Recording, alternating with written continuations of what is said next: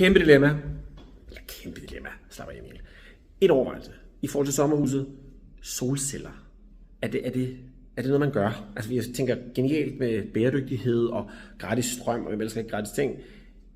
Men også æstetikken. Altså, kan det gøres pænt nok? Jeg bygger det her smukke hus, og kan man så bare komme solceller ovenpå? Et andet dilemma er også altid noget med, skal jeg ud og finde en håndværker og elektriker og koordinere alt muligt med, hvem der kommer og sætter hvad op. For det kan jeg mærke, at jeg virkelig ikke kan overskue.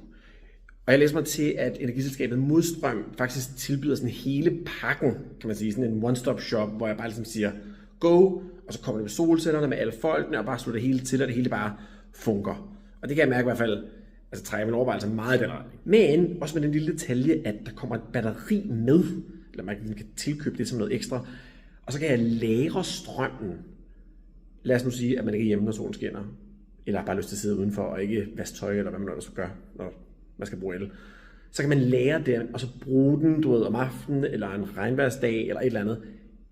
Det må jeg sige, det gør, at jeg trækker meget i den retning, at man bør få solceller. Men æstetikken, kan det gøres pænt nok?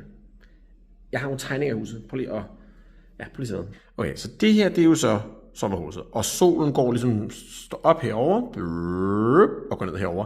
Så jeg tænkte, det ville være genialt at sætte nogle solceller herover og herover. Så her vil du så få morgensolen. Du skal sætte dem sådan der. Pup. Og så om eftermiddagen, aftenen, vil du måske sætte noget her. Grimt.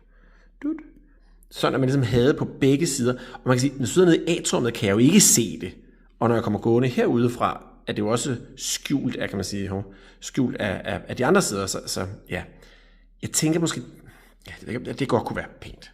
Jeg ved det ikke, hvad synes I?